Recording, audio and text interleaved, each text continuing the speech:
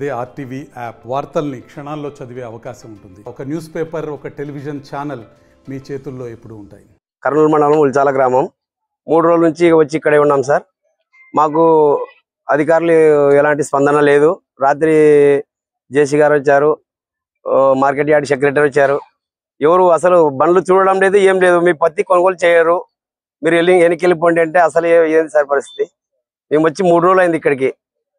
మన ఆంధ్రప్రదేశ్ వ్యవసాయ శాఖ మంత్రి అచ్చెన్నాయుడు గారు కూడా 18% ఉన్నా క్వాలిటీ బాగాలేకున్నా రైతుని ఇబ్బంది పెట్టొద్దండి, ఖచ్చితంగా పత్తి కొనని చెప్తున్నారు. కానీ ఇక్కడ ఉన్న వాళ్ళు మాత్రం మమ్మల్ని ఇబ్బంది పెడుతున్నారు. అదేదో పరిస్థితి అర్థం కావడం లేదు సార్. ఇక్కడ ఉన్న పత్తి అధికారులు సార్, ఇక్కడ క్వాలిటీ బాగాలేదు, మీది మీరు వెనక్కిపోండి, మీ పత్తి కొనడము ఏదైనా చూస్తే కదా సార్ అది అర్థమయ్యేది. పత్తి బాగుందా లేదా అనేది చూడకుండానే పత్తి బాగాలేదు, బయటకు పోండి, బయట అమ్ముకోండి ఎక్కడన్నా అంటే బయట ఎక్కడ అమ్ముకోవాలి సార్? బయట తేమ శాతం చూడలేదు, నీకు ఏంది మ్యాచర్ వచ్చిందని చూడలేదు, క్వాలిటీ ఎట్లా ఉందని చూడలేదు. చూడకుండానే మీ పత్తి కొనుగోలు చేయమంటే మేము ఎవరిని అడగాల? మా పరిస్థితి సార్, మాకు న్యాయం చేయాలని కోరుతున్నాం సార్. అధికారులు ఎవరు స్పందించడం లేదు సార్. అధికారులు కూడా మీ పత్తి బాగలేదు, మీరు బయట ఎక్కడన్నా అమ్ముకోండి అని చెప్తున్నారు సార్. అధికారులే అట్లా చెప్పినప్పుడు మేము ఎవరిని అడగాలి సార్?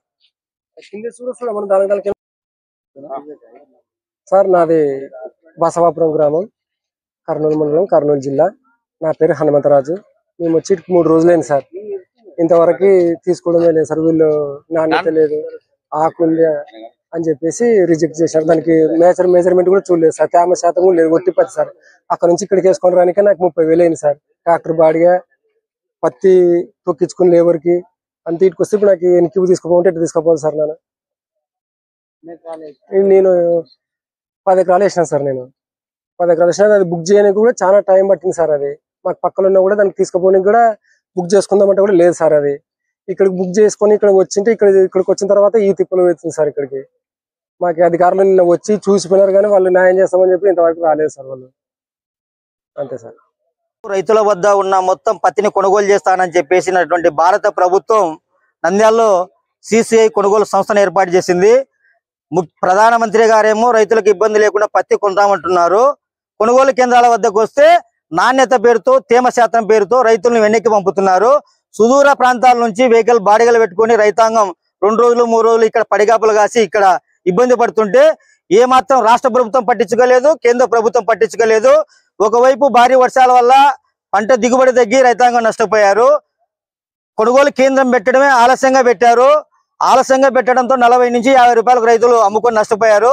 అరకొర మిగిలినది మద్దతు ధరలకు అమ్ముకుంటే ఎంతో కొంత పెట్టుబడి వచ్చిందని చెప్పి ఆశపడి డోర్ నుంచి, కర్నూలు నుంచి, ప్యాపిలి నుంచి రైతాంగం ఇక్కడికి వచ్చి కొనుగోలు చేయమని కోరుతుంటే ఇక్కడ ఉన్నటువంటి సిసిఐ అధికారులు, మధ్య దళారులు కుమ్మక్కై కావాలనే నాణ్యత పేరుతో రిజెక్ట్ చేస్తున్నాము, మీ పత్తిని వెనక్కి తీసుకోండి అని చెప్పేసి రైతాంగాన్ని ఇబ్బంది పెడుతున్నారు. ఇక్కడికి వచ్చిన తర్వాత రిజెక్ట్ చేయడం వల్ల వాళ్ళ బాడీ ఎవరు కట్టిస్తారు, హమాలి ఖర్చులు ఎవరు కట్టిస్తారు చెప్పమని చెప్తుంటే అధికార యంత్రాంగం ఏమాత్రం సమాధానం చెప్పడం లేదు. నిజంగా రైతుల వద్ద ప్రభుత్వం పత్తి కొనాలనే ఆలోచన ఉంటే కపాస్ పేరుతో కనీసం 1 రోజులు ఇబ్బంది పెట్టింది. కపాస్ పేరుతో స్లాట్ బుకింగ్ చేసేటప్పుడే ప్రతి గ్రామంలో రెవెన్యూ సిబ్బంది, అదే విధంగా అగ్రికల్చర్ సిబ్బంది, ఆర్ఎస్కే సేవా కేంద్రాల్లో పనిచేసినట్టు అధికారులు ఉన్నారు. మళ్ళీ అక్కడే గ్రామంలో అధికారులు పత్తి నాణ్యతను పరిశీలించి ఇక్కడికి పంపితే ఇక్కడ రైతాంగం నష్టపోకుండా, ఎన్నికి తిరిగిపోకుండా ఉండే పరిస్థితి ఉంటుంది. మళ్ళీ అటువంటి చర్యలు తీసుకోకుండా ఇక్కడికి వచ్చిన తర్వాత ప్రభుత్వం కొంటాది, మీరేం భయపడాల్సిన పని లేదని చెప్పేసి రోజు పేపర్లు, టీవీలు యాడ్ ఇస్తున్నారు.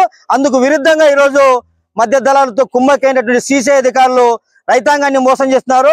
ఆంధ్రప్రదేశ్ రైతు సంఘంగా ఈ భారత ప్రభుత్వాన్ని ఎలాంటి షరతులు లేకుండా రైతాంగం పండించినటువంటి మొత్తం పత్తిని ప్రభుత్వమే కొనుగోలు చేయాలని చెప్పేసి డిమాండ్ చేస్తున్నాం. రాష్ట్ర ప్రభుత్వం కూడా వెంటనే జోక్యం చేసుకొని ప్రధానమంత్రి గారితో మాట్లాడి ఈ రాష్ట్రంలో, ఈ జిల్లాలో పత్తి పండించినటువంటి రైతులకు ఎలాంటి ఇబ్బందులు లేకుండా రైతుల వద్ద ఉన్న మొత్తం పత్తిని మద్దతు ధరకు కొనుగోలు చేసేలా చర్యలు తీసుకోమని చెప్పేసి విజ్ఞప్తి చేస్తున్నాం. మరిన్ని వీడియోస్ కోసం ఛానల్ ని సబ్స్క్రైబ్ చేయండి. లేటెస్ట్ అప్డేట్స్ కోసం వాట్సాప్ ఛానల్ ని ఫాలో చేయండి. అండ్ లింక్ డిస్క్రిప్షన్ లో ఉంది.